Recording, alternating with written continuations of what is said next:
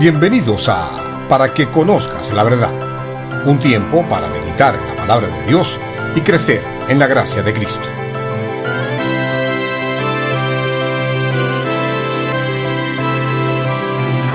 Hoy con el pastor Elioenay Márquez.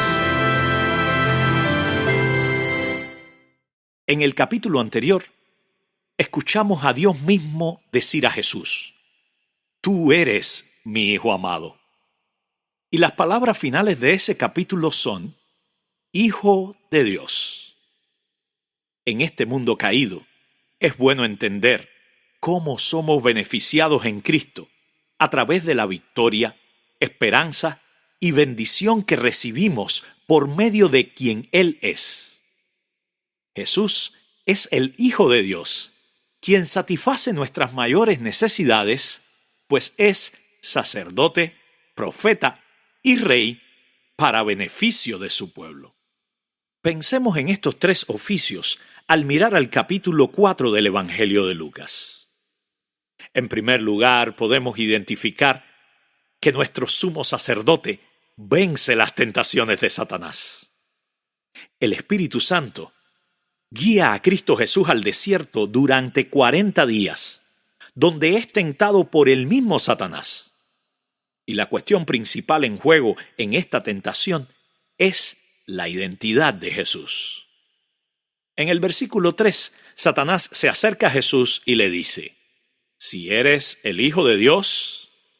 Nuevamente en el versículo 9, la serpiente dice: «Si eres Hijo de Dios».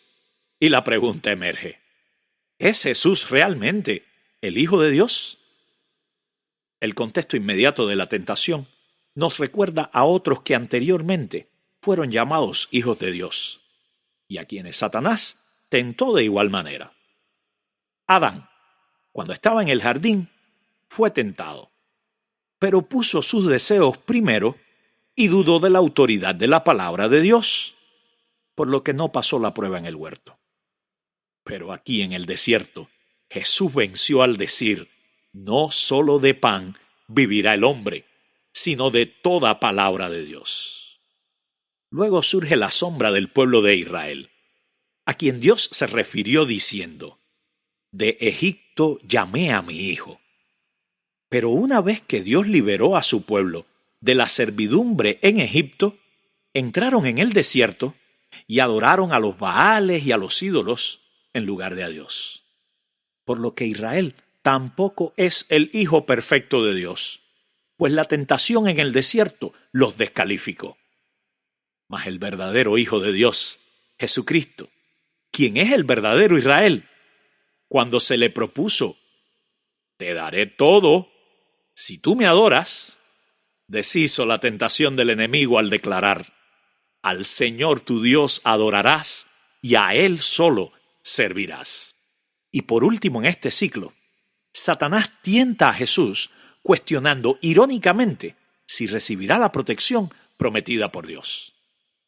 Y aquí la batalla pasa a otro nivel, pues el mismo Satanás comienza a usar las Escrituras y lo hace torciendo el Salmo 91. Pero nuestro Señor responde de nuevo con la Escritura afirmando: «Dicho está, no pongas a prueba al Señor tu Dios». Al soportar Jesús la tentación, se revela como nuestro gran sumo sacerdote, tentado en todo según nuestra semejanza, pero sin pecado. Que Jesús venciera la tentación no solo nos da un ejemplo a seguir, sino que nos aseguró que hallaríamos misericordia incluso al caer. Pues Cristo, el perfecto sacerdote, se ofreció como el sacrificio y ganó la justicia para nosotros. Por tanto, lo que Satanás intentó con sus ataques fue destruir la identidad de Jesús para poder destruir nuestra salvación. Porque si Jesús hubiese caído en cualquiera de estas tentaciones, no podría ser el sacrificio perfecto que quita los pecados del mundo. Jesucristo pasó la prueba en la que Adán y Eva fracasaron. Sobrevivió a la tentación en el desierto, en la cual Israel fracasó en el Éxodo. y venció la prueba que todos nosotros hemos fallado. Y al hacerlo, se convierte en nuestra ayuda perpetua en tiempos de necesidad y tentación. ¿Anhelas victoria sobre la tentación en tu vida? Pues no se trata de lo que podemos hacer. Se trata de lo que Jesús ya hizo por nosotros. Y es que reconocer que solo Cristo puede librarnos de la tentación nos hace vencedores. Y eso nos lleva al siguiente fragmento del capítulo 4, donde nuestro gran profeta nos trae buenas nuevas de salvación. Después de estos intensos días, Jesús llega a Nazaret, la ciudad donde se había criado, y según su costumbre, entró en la sinagoga el día de reposo. Allí se le dio a leer las Escrituras. Se puso en pie, le entregan el libro del profeta Isaías, lo desenrolla, lee esta poderosa porción y luego afirma que Él es el cumplimiento de esas palabras. Palabras que se centran en que el Mesías traería la salvación de Dios y que sería ungido con el Espíritu de Dios para predicar. Y es que eso es lo que hace un profeta. Note las 3 menciones a la predicación y lo que acompaña a cada una. Predicar buenas nuevas a los pobres, sanando a los quebrantados de corazón. Predicar liberación a los cautivos, dando vista a los ciegos y libertad a los oprimidos. Predicar el año agradable de la gracia del Señor. A partir de este texto, se suele interpretar el impacto de la misión de Jesús como la de un líder político que libera a los pobres y oprimidos materialmente, priorizando la sanidad de enfermedades físicas y el bienestar en esta tierra. Pero sin dudas, el sentido del texto va mucho más allá. Y es que el pasaje es una imagen de la salvación espiritual y eterna que vino por medio del Señor, en la cual los pobres, los enfermos, los quebrantados, los ciegos, los cautivos y los oprimidos a causa del pecado recibirían redención por gracia. Así que debemos estar alertas a un par de peligros al interpretar este texto. Primero, sería un peligro ponernos a debatir acerca de qué dice sobre nosotros este texto y olvidarnos de lo que dice acerca de Jesús. El Espíritu está sobre mí. Me ha ungido para predicar. Me ha enviado a proclamar y pregonar. Este es Jesús diciéndonos que la profecía describe su persona y ministerio. Él dijo: yo soy el cumplimiento. Es cierto que nuestra pobreza material será deshecha en la presencia de Dios, pero nada es peor que la pobreza espiritual que causa el pecado. Mi padre estaba recordándome en estos días esa sorprendente realidad de que no hubo ciegos que recobraran la vista en el Antiguo Testamento. Esta fue una de esas señales exclusivas para identificar al Mesías. Y es que no se trataba, ni se trata, de mera visión física, pues nada es peor que estar cegados espiritualmente por el Dios de este siglo. Ahora, el segundo peligro es que pasemos por alto que según Jesús mismo, el medio principal para que más allá de la circunstancia social o política, las personas sean realmente liberadas, es la proclamación del Evangelio. Por eso, debemos declarar que ante estas buenas nuevas, no importa cuán profunda sea tu miseria, Cristo nos ha prometido sus riquezas en gloria. El Evangelio impacta el aquí y el ahora, pero se centra en una riqueza, una sanidad, una liberación y una renovada visión espiritual que es eterna. Al pensar en esto, ¿se imaginan a la multitud que estaba oyendo el mensaje? Quizás pienses que el resultado en la multitud fue una ovación al sermón de Jesús. Pero hubo un problema. La gente de Nazaret disfrutó el sermón, pero no vio al Salvador. pues al ser confrontados con su orgullo e incredulidad, la escena termina en que literalmente expulsaron a Jesús del pueblo. Y hasta donde sabemos, el Señor nunca regresó a Nazaret. Al menos los evangelios no lo registran. Así que, hablando de peligros, déjame advertirte de algo más. Quizás lo que esperas de Jesús es un milagro relativo al aquí y el ahora. Y puede ser que eso te impida ver que el milagro mayor ya ha sido hecho. El Dios contra quien hemos pecado vino al mundo para perdonar nuestra deuda, acabar con nuestra pobreza, sanar nuestra enfermedad mayor y más mortal, liberarnos de esclavitud, secar toda lágrima y devolvernos la visión que perdimos a causa del pecado. Y eso debería bastarnos, porque lo único que nos llenará de verdadera esperanza es creer y entender que Jesucristo es el Hijo de Dios, el cumplimiento profético de nuestra salvación. Y en tercer lugar, es bueno entender que nuestro Rey ejerce su autoridad para nuestra bendición. Tras el rechazo de la gente en Nazaret, Jesús se trasladó a Capernaum, revelándose allí que Jesús tiene autoridad sobre todas las cosas. Allí Jesús enseñó la palabra con autoridad. La enseñanza de Jesús vino con signos de exclamación y con poder. Él tenía la capacidad y el derecho de definir y proclamar las palabras de Dios, y lo hizo. Enseñó acerca del Antiguo Testamento como su propia autobiografía precedente. Aún las personas religiosas se asombraban de sus palabras y sus corazones respondían a su predicación. Nunca habían visto u oído a un maestro como Jesús, con tanta autoridad en su enseñanza. También Jesús expulsó los demonios con autoridad. Satanás siempre ha intentado inmiscuirse donde Dios debe ser adorado.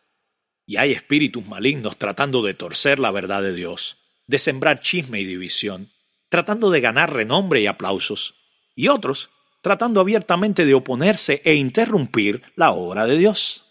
Así que al ir Jesús a la sinagoga de Capernaum, se levanta un hombre con un espíritu inmundo y lanza un desafío.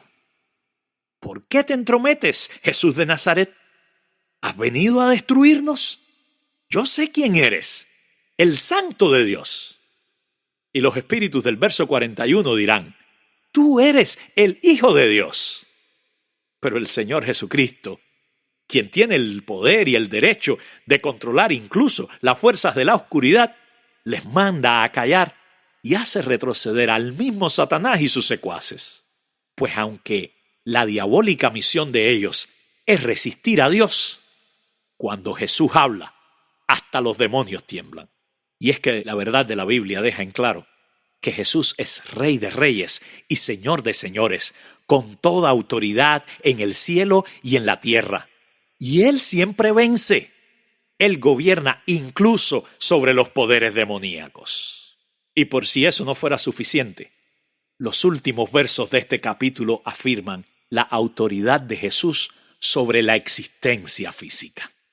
Y este texto lo muestra claramente a través de su ministerio de sanidad. Primero se nos dice que el Señor sana a la suegra de Simón Pedro, y luego a muchos otros que padecían de diversas enfermedades, demostrando su identidad y compasión al sanar a cada uno de los que fueron a Él. Y debo decir esto, nos encantaría ser sanos de toda enfermedad física. Ahora mismo yo estoy lidiando con una, pero ese no es el punto de este texto. El punto es que si Él podía sanar enfermedades físicas, entonces Él puede perdonar los pecados y salvar a su pueblo, porque Él es el Hijo de Dios, el Mesías Redentor que tiene toda autoridad. No te dejes engañar. Satanás siempre tiene falsificaciones por ahí. Pero Jesús es el verdadero Rey, el Hijo de Dios. Y reconocer que Cristo tiene la autoridad sobre todo nos hace bendecidos en su reino. Amigo que me escuchas, todavía vivimos en el año favorable de la gracia de Dios. Cristo es para nosotros profeta, sacerdote y rey. Soportó y venció todas las tentaciones que la humanidad ha fallado. Trajo la buena noticia de la salvación que la gente necesitaba y ejerce su realeza para bendición de los quebrantados por la caída. Solo Él tiene autoridad sobre todas las cosas y te ama verdaderamente. Deberías confiar en su amor y descansar en Él. ¿Lo harás tú?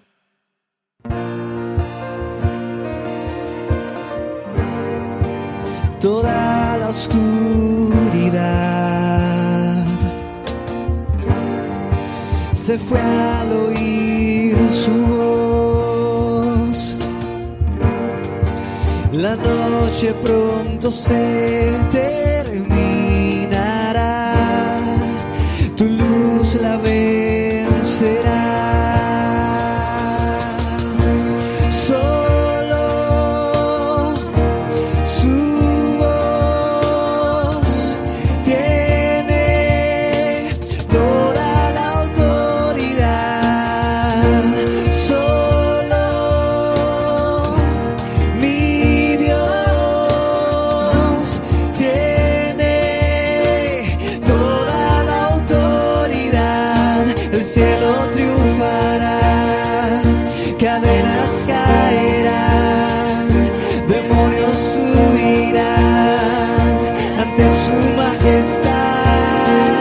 Si Dios es por nosotros, ¿por qué voy a temer? Nada podrá negarle su gloria y su poder.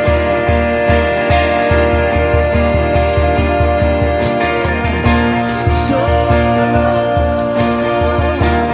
su voz tiene toda la autoridad.